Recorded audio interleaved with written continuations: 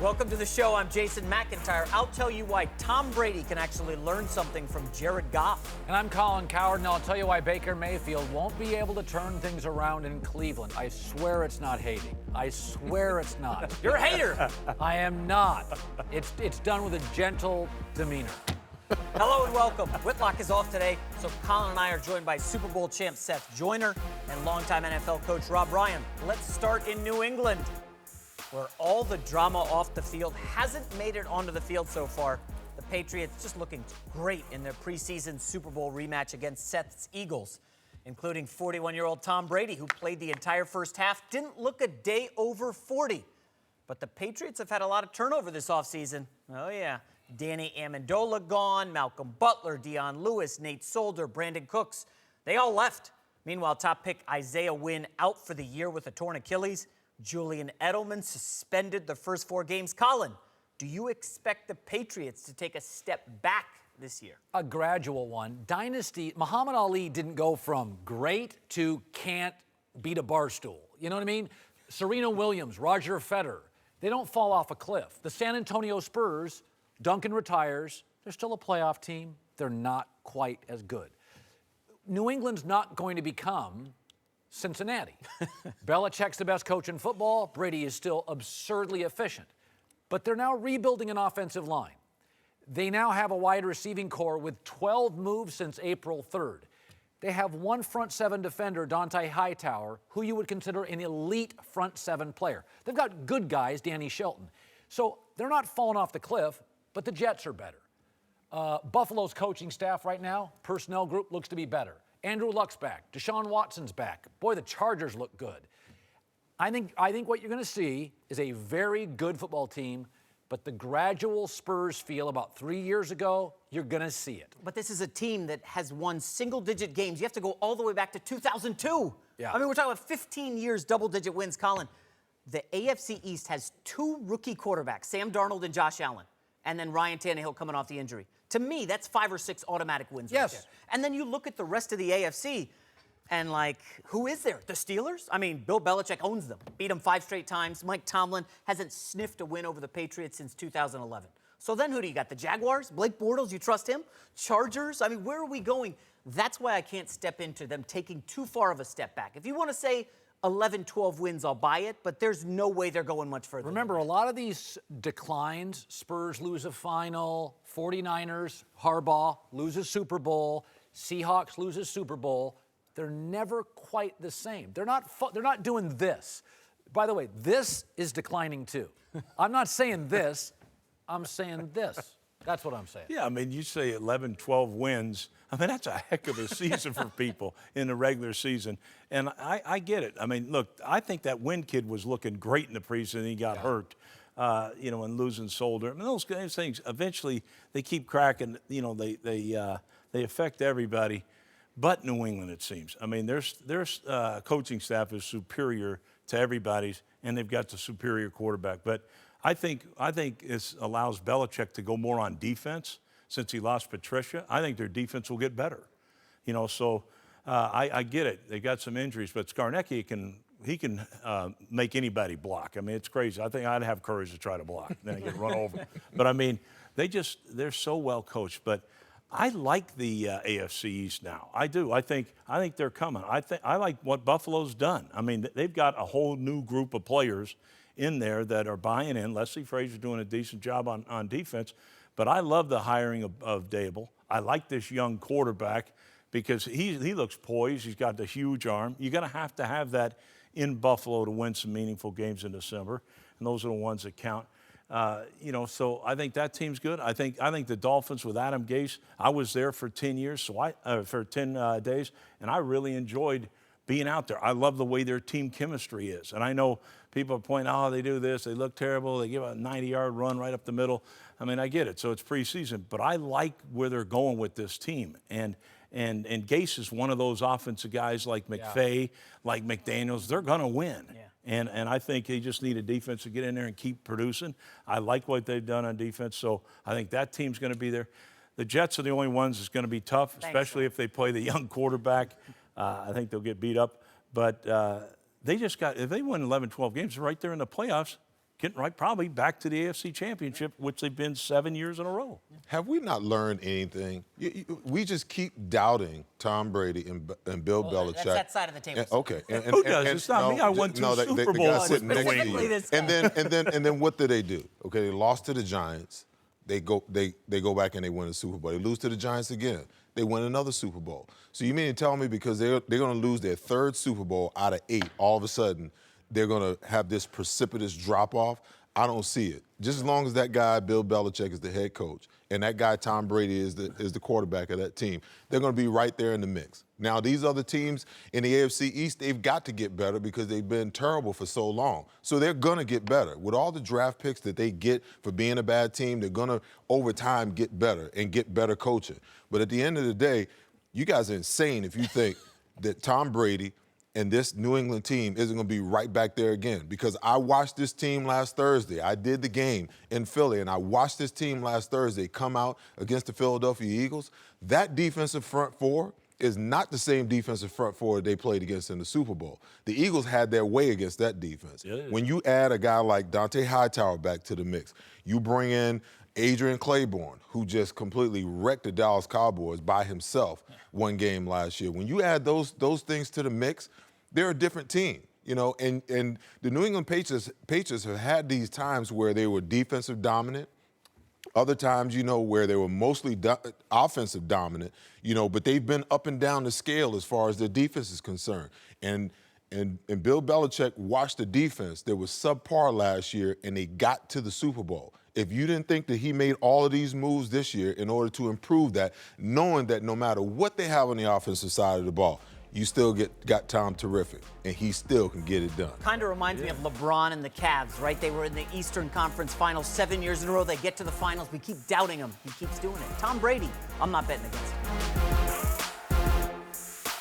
Right to the Rams, where they beat the Raiders over the weekend. I watched that game.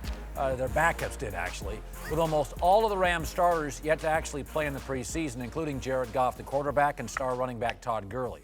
After the game, Sean McVay floated the idea of sitting Goff and Gurley for the entire preseason, but later said he was probably leaning toward playing some of his starters.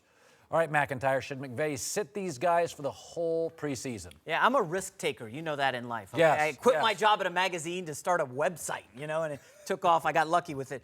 I'm all for sitting starters and stars in the preseason. Yeah. Now, I'm sure you guys will disagree, the coaches up here and former players, but to me, it's like you try something different. McVay, he's, 32 years old? This is a guy who said in the offseason, you know what, we were good last year. I'm going to take on all these strong personalities. Marcus Peters, come on down. Talib, Sue, we're willing to take risks with these guys. Even Brandon Cooks. You know, it's just, to me, I like guys who do things differently. I love the idea of saying to Todd Gurley and Goff, hey, man, Aaron Rodgers got hurt last year. Their season was cooked.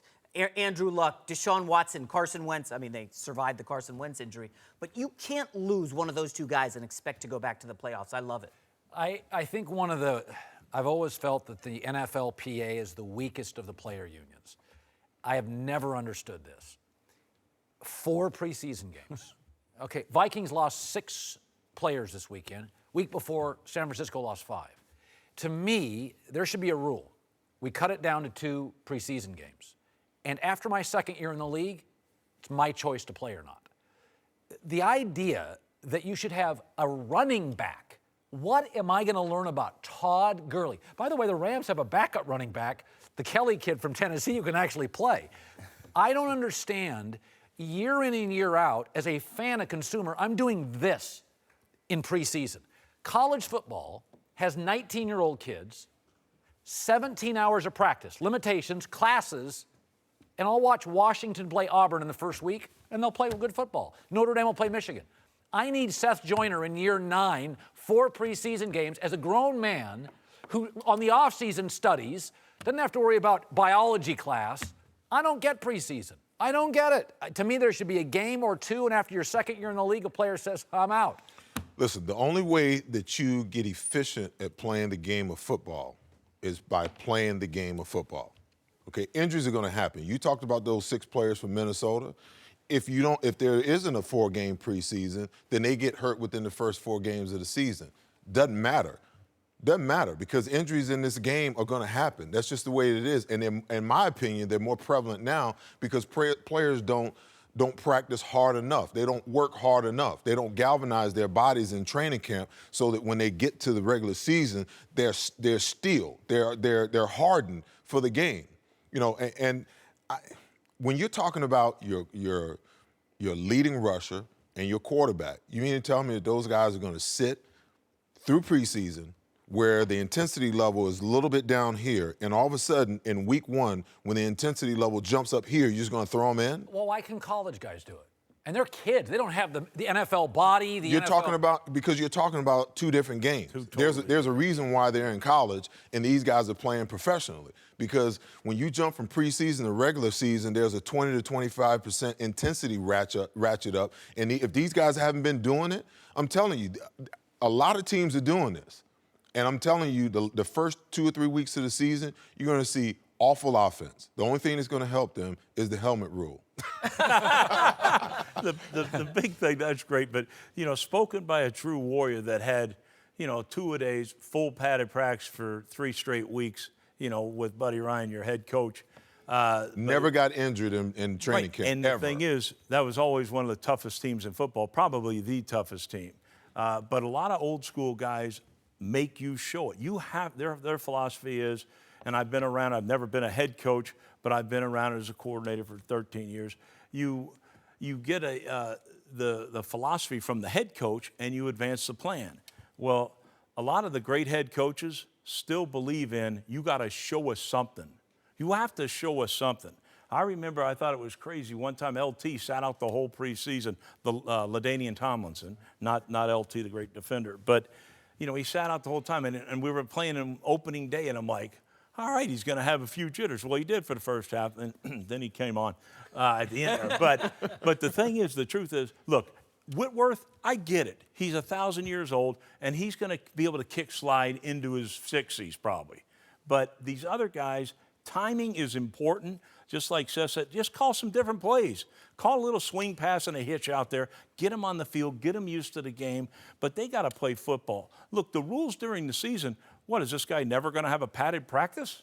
Like, that's a war that goes on Sundays. That is a war. It's the most violent sport there is, but it's the greatest. But it's played by gladiators. So when you take them out of the circle and then put them back in, it ain't going to be as good as when you just keep them in there and let them go, because that's what they love.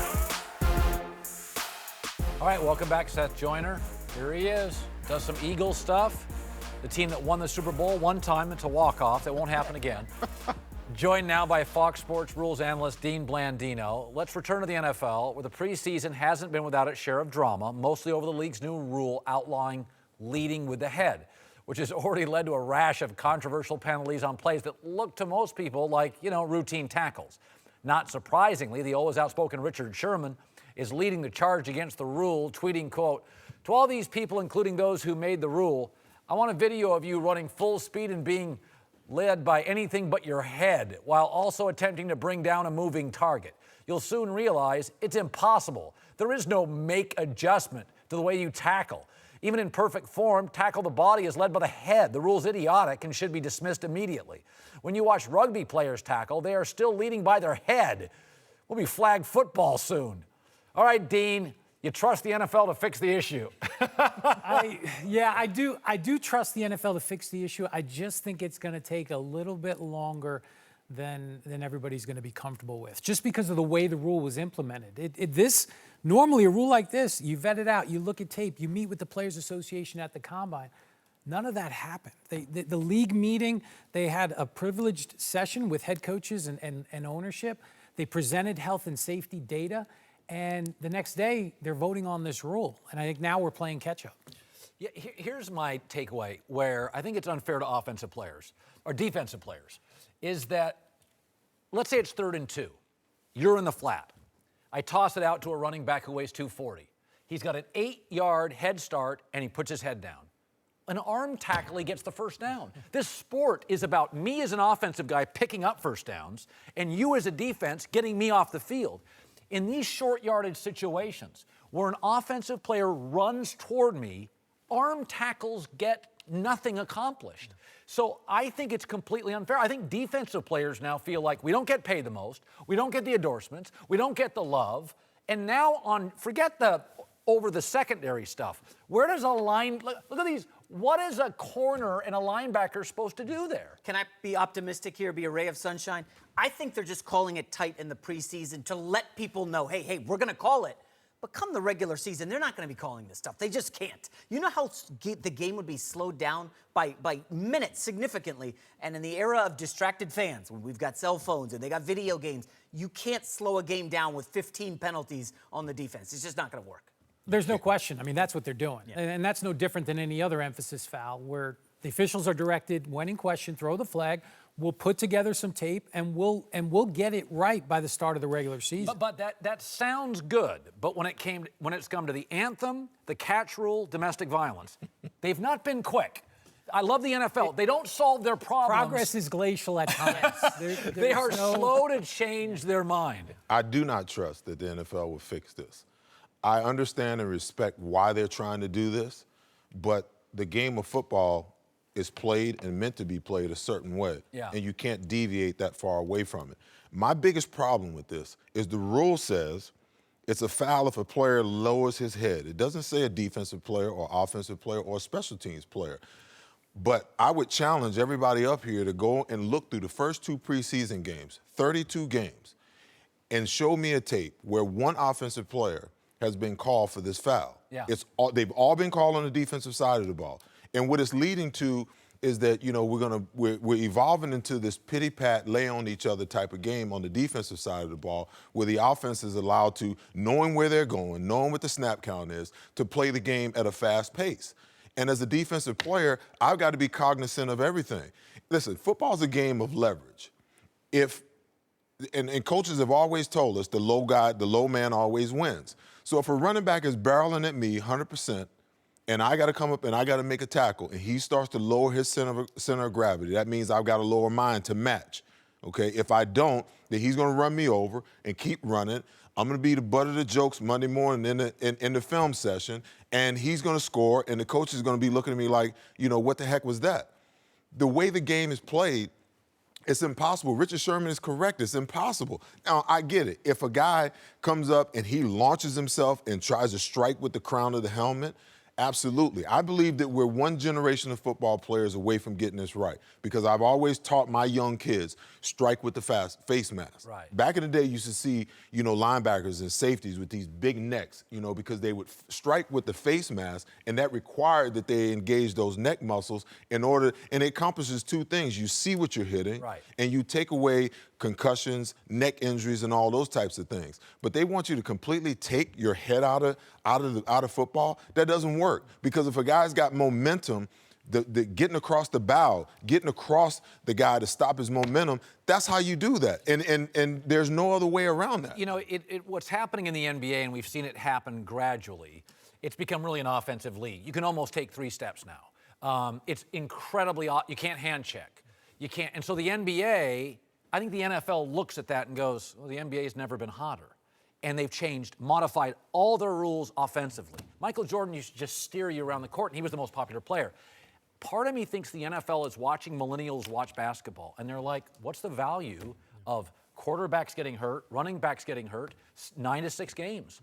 And I think most people have copied the NFL for years because they do it right. I think the NFL is watching the NBA and saying, there's no value in injured stars. How much more of an advantage can you give the offensive side of the ball? There was a time where you could beat the wide receiver, the tight end, the running back up at the line of scrimmage and take him completely out of the route. Now you can only chuck him or jam him within a 5-yard, radius, within 5 yards one time, and then you got to let him go, and then you got to cover him. Listen, if you're in the NFL, the highest order of football, and you can't get off a jam, then you should go to McDonald's and flip burgers. That's just the way it is. That's the way it should be. But you give the advantage to the offensive side of the ball when you can't take a guy out of the route, and then what you have is in these games, you got defenders are afraid to get up and challenge people. They're playing off, even in man. Even when they get up and bump, they turn, they open the gate, and they let the guy run by him. And you're basically playing 7-on-7. And offenses are moving up and down the field. You know, quarterbacks are throwing for 4,000 or 5,000 yards a season. How much more of an advantage do they need? And this isn't new, by the way. I think the NFL, I've been in these rules meetings, and they always look at points scored, they look at number of plays, and many of these rules are slanted towards the offense. That's what puts people in And the those seats. numbers are way up, And those aren't they? numbers are up. But if you look at last year, I think one of the alarming stats from last year, passing yards were down per game. Yeah, but is that Aaron Rodgers, Deshaun? It's possible. It's possible. I think it's also that stuff downfield, the illegal contact defensive holding, wasn't called as tightly. But I think Seth made a great point. We are a generation away. This is a culture change. Absolutely. And I remember when I first started at the NFL, I was an intern cutting video. And in 1994, and you played with this guy, I put together a Chuck Cecil highlight reel. Yeah. And he was just crushing people. And if you put that tape on today, I don't think there's anybody, any fan, anybody associated with the game would think that that's okay. And it was acceptable at that point. Oh, it was not only accepted, it was glorified. Exactly, it was glorified. And then in 1995, they said, we've got to fix this. We've got to put in rules protecting defenseless players. I think that's what we're seeing. And this is a broad change. But I think we're just trying to see this culture change. And like you said, I think we're a generation away. I wish we had more time, because you want to know something? That whole theory about a defenseless player, my question is, who makes him defenseless? When you have quarterbacks that don't read coverages correctly and they're late with the ball, the onus goes on the quarterback because he didn't throw the ball on time. So now he put his receiver in a position of being defenseless. That shouldn't fall. That onus shouldn't fall squarely on the defensive player. The defensive player is just doing his job. And he's trying to shift momentum. Big hits back in my day, they shifted the momentum in the game. It seems to me that the NFL is trying to take all big hits out of the game unless it's an offensive player putting it on a defensive player. Welcome back. Seth Joyner, Rob Ryan are back. Let's move to Cleveland, where Colin's guy, Baker Mayfield, didn't exactly light it up in his second preseason game, facing a stiff pass rush, struggling to move the ball against the lowly Buffalo Bills. Baker finished just 7 of 13, 75 yards, no TDs. A far cry from that electrifying debut against the Giants. Cowherd, can your buddy Baker Mayfield really change the culture in Cleveland? No, because I think it's totally unfair. Tom Brady wouldn't change the culture without a great owner and Bill Belichick. You can't ask players to change cultures, okay?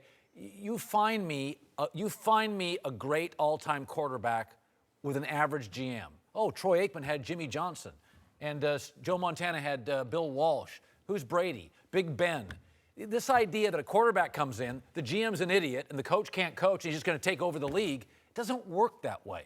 This is a dysfunctional organization. Do I think Baker can win a bunch of games? Absolutely. There's no question. He's a nice quarterback. I think his ceiling's lower than everybody. He's not Drew Brees. He's not going to be Russell Wilson. But this idea that, hey, Baker, hey, you change all the dysfunction for 10 years. It doesn't work that way. Drew Brees works in New Orleans because of Sean Payton. And by the way, Mickey, the GM. Mickey Loomis had a draft 2 years ago where he found like 9 guys who can play in college. So it takes a village. All right, I'll half agree with you. I don't think Baker can do it this year. But if Hugh Jackson gets dusted, if they struggle out of the gate and he's gone by Halloween, I firmly believe John Dorsey, the new GM, will look for a coach to fit Baker Mayfield. I don't know if he's going to go for his guy Lincoln Riley, Baker's college football coach, but Baker Mayfield's tied to the GM. Okay, you pick Baker Mayfield number one, you have to get him a head coach. Yeah. And when it doesn't work out this year, I do believe maybe Baker has a chance down the road. I'm not as sold on him as a lot of other people, but perhaps you are, Rob. Well, no. The thing is, look, you got a new GM there. They had the first and the fourth pick in the draft. I think it's going to be there. Look, that Cleveland fan base isn't dysfunctional. That's like the best fan base. They love football. They're starving for something. They got the first and the fourth pick. Awesome. All right, who'd you get? Barkley and that Josh Allen kid? Can they get a do-over? Because that's what they should have done. Look, I don't see the redeeming quality of Baker Mayfield. I don't. Look, at Josh Allen, he's got the gigantic arm. Barkley, he makes unbelievable plays outside on the perimeter. I don't see it. And if you're going to take the first player in the draft, you need a franchise guy. Yeah. All right, look, the first year I never saw it in Goff. Well, I did, to your point, when he got a new coach. Yeah. All right, he got McVay. I get it.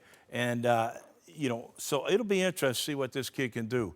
The redeeming qualities, 50% completions in the preseason's not gonna wow you. And one of them maybe been down the field past 10 yards because the first out route he threw in last preseason game should have been picked because he has no arm strength. He should have hit the cutoff man. But I don't see it there. I don't think this team's as dysfunctional as people think. They've got a ton of talent on that offense. And on defense, all they do is have first-rounders all over the place, Myles Garrett included. I mean, they should be pretty darn good. They got, so I think with Tyrod Taylor, they're going to prove they're not dysfunctional. And but if they put this kid in, they're going to be dysfunctional. Well, I don't agree with either one of you guys because, I had Baker Mayfield as my best quarterback coming out. I'm glad they took him where they took him. The only thing as far as the draft that I would like them see them do different is take Barkley first, and then they could have came back and got Baker Mayfield if that's the guy that they wanted because I don't think the other guys at 2 and 3 liked him that much that they would have taken him. So they could have pulled a coup, if you will.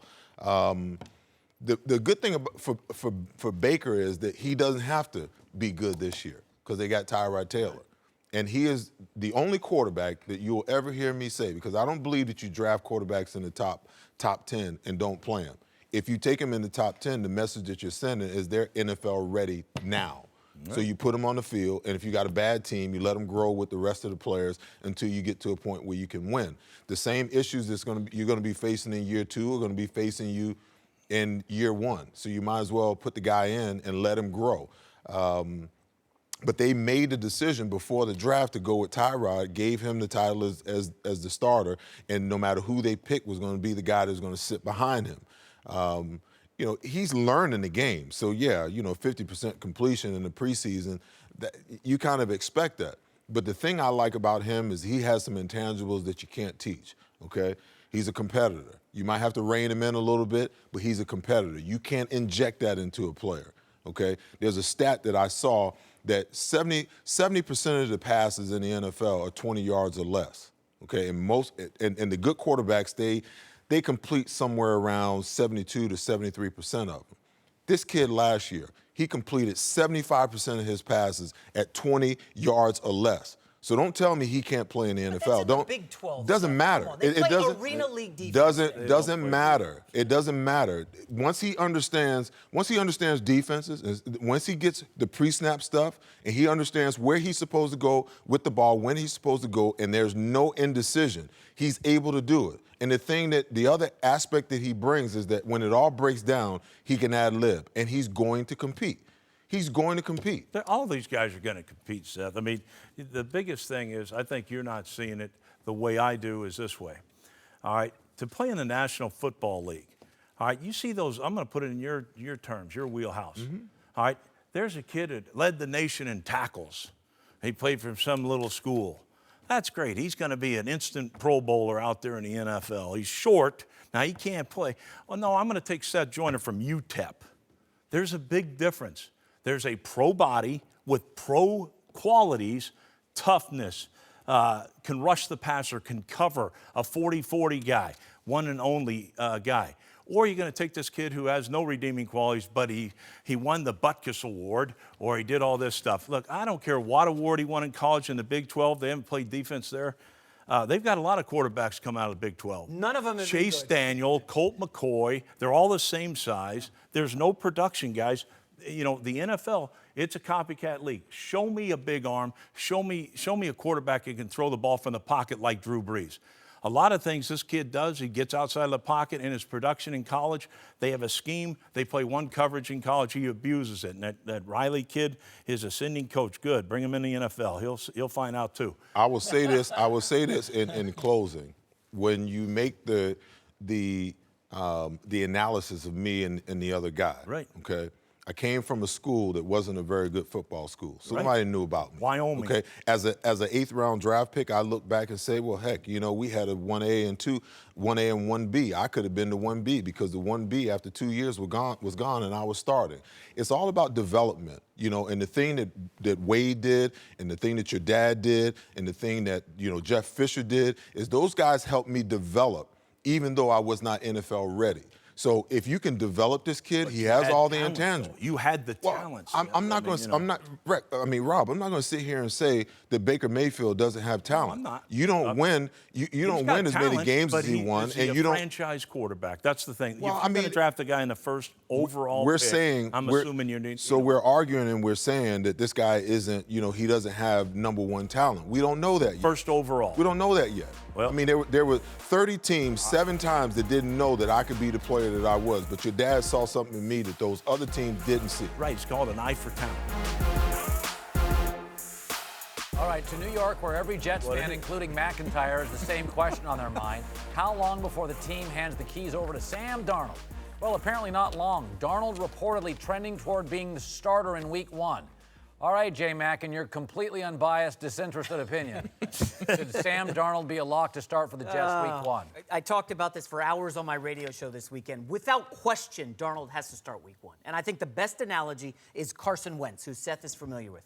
The Eagles drafted Carson Wentz. They traded up to get him, and they said, we've got Sam Bradford. We're going to sit Wentz. As soon as another quarterback got injured, let's trade Sam Bradford. Let's flip him for Fix. And they started Wentz. Carson Wentz started 3-0. Do you remember that? Yep. The rookie year, he beat I think he beat Pittsburgh at home, a rout. Yeah. And then he fell back to earth a little bit. 16 TDs on the season. They were fine. What happened in year 2? He made that massive leap. Yeah. In his second year, reading the defenses, getting up on speed. And, he was the MVP leader before the injury. I think Sam Darnold can have a Carson Wentz type trajectory. Start in year 1. He's going to go through the ups and downs because they don't have a great roster. And then in year 2, they make the leap to the playoffs. I think, my initial takeaway was this offensive line's awful. Let's protect him. But I will say there's 2 things going on here. Number 1, Teddy Bridgewater is a starter in this league. Okay, there's 6, 8 teams he can start for. I'd start with Jacksonville and Miami. He's from Florida. He's better than Bowles to me, and he's better than Tannehill. And I think a lot of people in the NFL believe he's the best non-starter right now currently available. Jacoby Brissett's also up there. So what can I get for Bridgewater? Well, I sat with an NFL assistant coach this weekend, had a beer, won, and he said, you can get a starting right tackle and a 3rd-round pick. There you go. If I'm the Jets, with that offensive line, and I can get a starting right tackle and a pick next year, so I can take 2 early picks on the offensive line, a lot of I think you go with Darnold. This might sound contradictory to what I said in the last segment. You got to kind of be careful with some guys, though, okay? Because you can put him in there. If he falters and you got to take him out, now you fractured his confidence. No.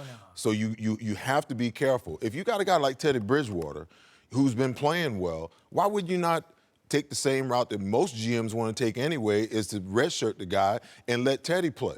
What do you get with Teddy playing? If he succeeds, you increase the value that you have for him. So going into next season, you got an asset. You got an asset that you can move to get more assets. That's the smart thing to me. What's interesting, Seth is saying this. What's interesting about the Jets is no NFL schedule is easy, but the Jets have the 2nd easiest schedule in the first 2 months. So you can do what Seth says, which is you can win some games with Teddy, and somebody's going to get hurt. Or do you say to yourself, listen, the NFL GMs already think he can start. Let's let Sam in the first 6 weeks go 3-3 and grow confidence. I think you could make an argument for both, but I do think the Jets' schedule could go the other direction too. You're right. What if Sam starts 1-6? Quick note on if you play him early. Listen, the Rams put Jared Goff in midseason. He was awful as a rookie. I believe he went 0-7, only got like 5 TD passes. Everybody said he was a bust. I think you said he was a bust. I didn't. Maybe you did. Second year, 11-5, 28 TD passes, playoff team. So I don't want to say that you'll shatter his confidence. Jared Goff. I think this. Look, this is a unique situation. They do have a guy that can play, Teddy Bridgewater. They don't have a very good offensive line. Look, Troy Aikman has all the talent in the world. This guy, one of the greatest to ever play the game. He plays in Dallas with a line that ends up becoming great once they start drafting for it. But that first year, they got killed. This guy got absolutely killed, never won a game. The only game they won that year in Dallas was with another quarterback. Right. So David Carr, what happened to him? He got fed to the wolves, and I don't think he ever recovered. He had talent, but he never recovered. So I think this is delicate. This is the franchise guy. There's no question. But the team, to me, looks further away. It's really about understanding and knowing your personnel. I think that we fall in love with these players' ability sometimes without delving into their psyche and understanding what you have. Some guys are tough as nails. They're made of stone. Nothing shakes them. Nothing moves them. I think that's and Darnold. That was Aikman. Yeah, and you can eat them up, and they'll get right back up and go to war. And some guys, they're a little fragile. If they get eaten up like that, they go in the tank and you've lost them for the season. So if the Jets understand his psyche and what he's made of, then go ahead and play him. Because this is the best point because Darnold was a linebacker in high school. So Darnold's got a little Favre in him. He's a little reckless because he was a linebacker. He'll hit you. Okay. I agree. If he was Josh Rosen, a little bit more of a finesse, tennis player, been hurt, I agree with you. Sit him. I think Darnold, you can go 0-4, he can get beat up. He's resilient. I think the prototype with him has always been Luck and Favre. Yeah. They're kind of blue-collar mentality guys. I think Darnold has that quality. He doesn't mind getting hit. You got Jets fans. Yes. We're just talking about the Jets. I'm happy. Welcome back, Seth Joyner, Rob Ryan here. Let's move to Indianapolis. Andrew Luck gonna play in the second quarter tonight against Baltimore. Big jump from the 2 series he played in the preseason opener. According to the Colts' new head coach, Frank Reich, Luck has brought a palpable energy to training camp after his long road back from shoulder surgery. All right, McIntyre, confident Andrew Luck is going to return to Pro Bowl form. One of my favorite quarterbacks in the league. Love Andrew Luck. Passionately. Big fan. I'm concerned. Colin, they're going to have a rookie on the offensive line, 2 other new starters. Their best running back is a guy by the name of Marlon Mack. Yeah. Okay, when Andrew Luck was hurt 2 years ago, his best receiver was Ty Hilton. I can't even name their number 2. It's the same situation. Ty Hilton's their only guy. I have some concerns about this team. Remember, the division is a lot better now. Marcus Mariota's a starter. Deshaun Watson is a starter. The Jaguars have the best defense in the league. I have some concerns about Andrew Luck. I don't think he's a Pro Bowler this year, but man, I love Andrew Luck. I agree. I think he's going to be really good. He's not 100%. And so you could be the greatest linebacker in the world. If you're 80%, you're not going to be as good. And the division, Jacksonville's good. Deshaun Watson and Houston's roster outside of their O-line's good. I mean, Tennessee beat Jacksonville twice last year. They're pretty good. So I think Andrew's going to be a really good player. But, it's okay. Like, this happens. Michael Jordan comes back, remember? And Michael Jordan has the year. People forget that it existed. Yeah. He came back and lost to Orlando in the playoffs. Yep. It took the greatest basketball player ever a year of being away to kind of ramp up. He was really good, but he wasn't quite MJ. Next year, he went on to win first of 6, or third or fourth of 6, whatever. So I just think Luck's going to be good, not super this year. Well, the question is he going to return to the Pro Bowl this year, or is he going to return to the Pro Bowl? Listen, this kid can play quarterback. There's no doubt about it. Question. Okay, and even though he's been away from the game for a while because of injury, when he gets back and he gets his feet wet, he's going to be slicing and dicing the same way he was before he got injured. Okay, now you got to realize he did all of that with no offensive line and 1 wide receiver, no help. Okay, and one thing I know about Frank Reich is going to put him in a position for him to be able to succeed. He's not going to sit in the pocket with the ball. You're not going to see him scrambling all over the place. He's going to throw the ball on time. He's going to make smart decisions because he's a very cerebral quarterback. He's going to make all the right decisions and keep himself healthy. Now, he might not get back to Pro Bowl level this year, and I'm not going to discount that he won't this year. Right. But I tell you what, this kid can play football. And there's no doubt in my mind that he's going to be trending back where he was trending before he got injured. Right. And Indianapolis better. They better. You spend the number 1 pick overall to go get your franchise quarterback, and then you don't draft any offensive linemen to protect him. Will you please draft some offensive linemen for this guy? Because he can be so great if he gets some protection and a little bit of running game. Right, but they got the guard this year. That'll help him, that Quentin Nelson. But this guy's once a generational guy. Like, there was a reason everybody said tank to get Luck. Right. A different word for that. But, I mean, this guy is fantastic. He's, like Seth said, he's super intelligent. He's an ultimate competitor. I mean, this kid's going to be awesome. Now, the defenses in this guy's league, Jacksonville, they're legit. Yeah. They're legit. And Houston, now Romeo Crennel's come back. Yeah. They were number 1 when they forced him out last year when he was number 1 defense in the league. Watch out, they might be number 1 again. They got all kinds of talent. So he's going to be going up against some great defenses. I think tonight will be big for him. He's got Don Martindale going out there with Baltimore. He's going to blitz the heck out of him. I've been watching him for 2 weeks. He thinks it's the regular season. It's crazy, but this guy will be under heat.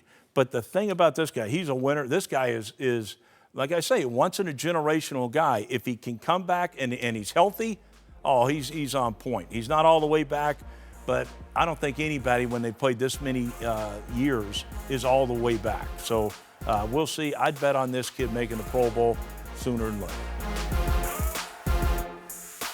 Welcome back. Time for last call. Let's move to college football, where the preseason poll is out. And not surprisingly, Alabama's #1. This poll actually comes on the heels of a CBS poll where one anonymous coach called Nick Saban overrated. Colin, is it crazy to call Saban overrated?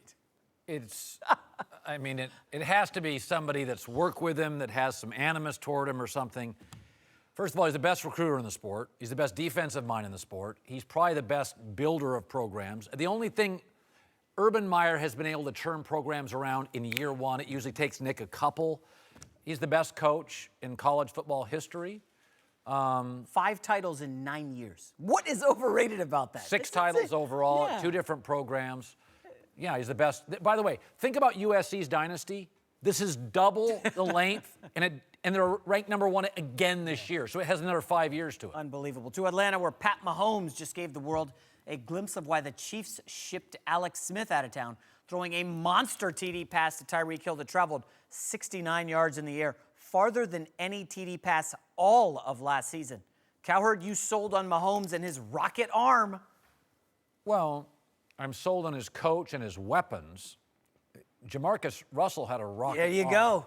So I'm sold on, if he fails, it's on him, because they got weapons and they got the I coach. remind you, Big 12 quarterback. The learning curve for those guys is massive. He's struggling to read defenses in the underneath throws. I mean, people are eating him up in the preseason, Colin. Be careful. All right, Whitlock's back tomorrow. About time. No idea where he's at, but he's back here tomorrow.